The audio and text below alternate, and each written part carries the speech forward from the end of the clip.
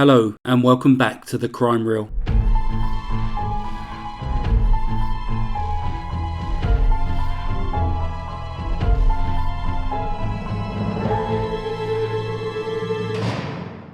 For today's true crime narration, we shall be looking at the case of Laurel Jean Mitchell from Indiana in the United States of America.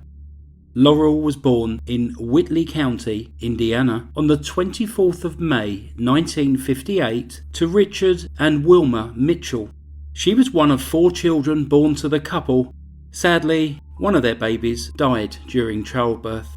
Laurel grew up with her remaining brother and sister in North Webster, a small town in the Tippecanoe Township in Kosciuszko County, which in the 1970s had a population of around 500 people. Laurel attended the Wawasee High School, where she was a member of the drama club, and by the age of 17 had a part-time job working at the restaurant at the United Methodist Church's Epworth Forest campground. On Wednesday, August the 6th, 1975, 17-year-old Laurel finished her shift and set out on foot to the Adventureland arcade to meet up with her friends. The arcade was less than a mile away, with the route taking her alongside a busy road. However, she never arrived. At 4:15 a.m. the following morning, her parents reported her missing. Just over 6 hours later, 2 fishermen, Clyde Homister and Glenn Dixon, came across Laurel's lifeless body in the Elkhart River, which was approximately 15 miles northwest of North Webster.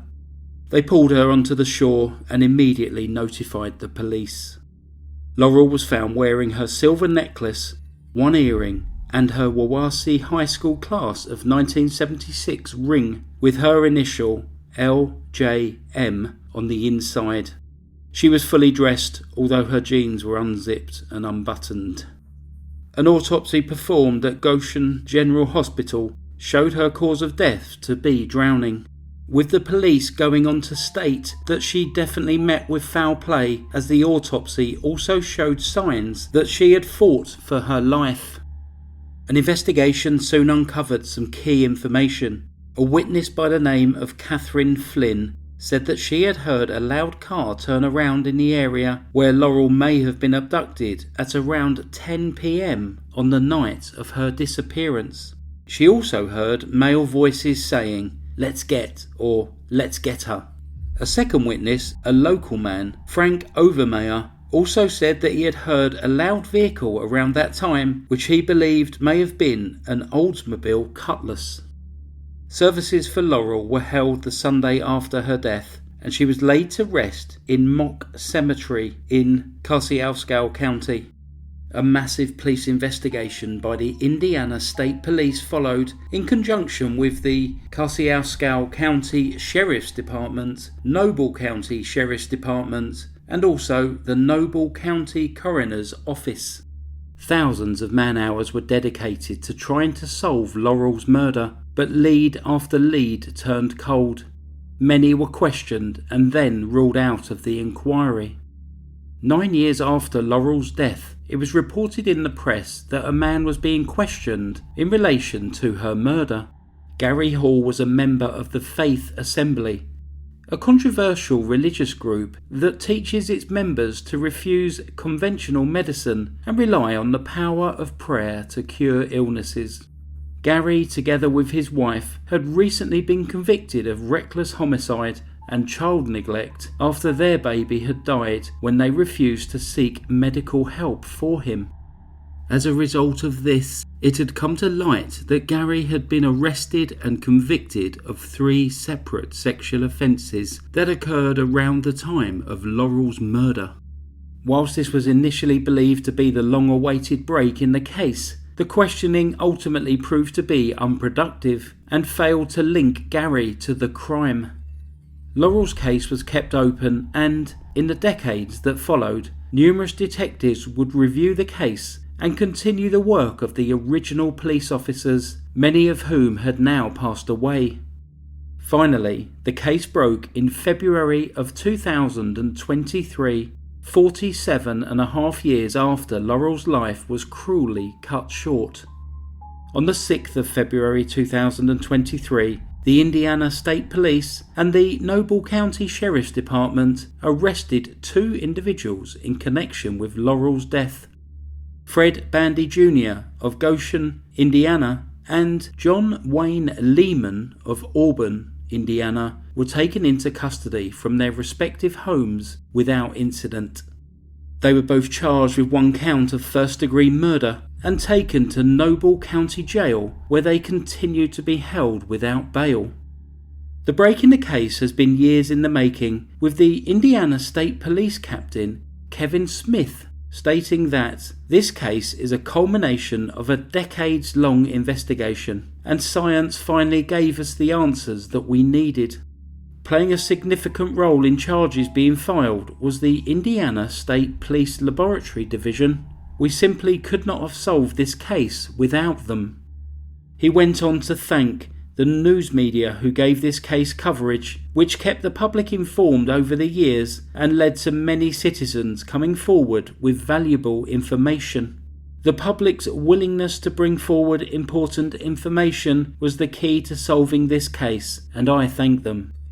According to the probable cause affidavit, investigators believe that the 2 men forcibly, deliberately drowned Laurel after taking her to the river in Fred's 1971 Oldsmobile, the make of car that the earlier witness, Frank Overmeyer, believed that he had seen on the night of the murder.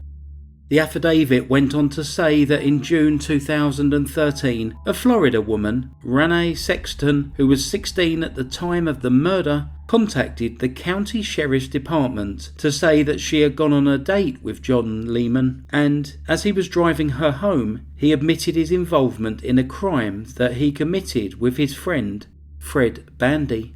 Her account of this was consistent with police findings in the murder investigation. Following this, in 2014, Bill McDonald, a high school student at the time of the murder, said that Fred Bandy had told him that he had committed the crime.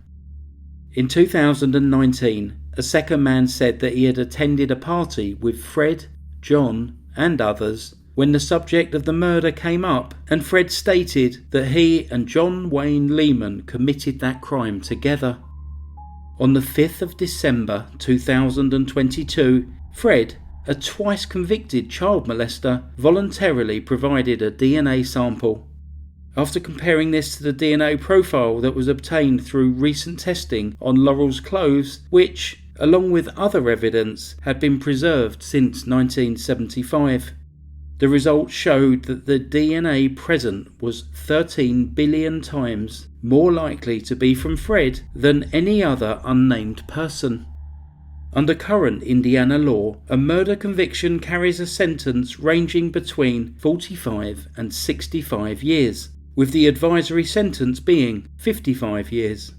However, because the murder occurred in 1975, when the crime carried a maximum sentence of life in prison, both men could be handed a life sentence if convicted. The case is yet to go to trial, with pre-trial hearings scheduled for April 2023, and as such, the 2 men involved, Fred Bandy and John Wayne Lehman, must be presumed innocent unless and until the legal system deems otherwise. For those of you wondering about Laurel's parents, Richard and Wilma passed away within 3 months of each other in 2012. They were both in their 80s and will sadly never get to know if their daughter's killers will be brought to justice. That concludes today's case. Please like, comment down below and subscribe if you're new to the channel, and please stay to the end to listen to today's post message. Thank you for listening to The Crime Reel. Stay safe. Goodbye. Psst. The founder of Kentucky Fried Chicken, Colonel Sanders, is actually from Indiana, not Kentucky. Goodbye.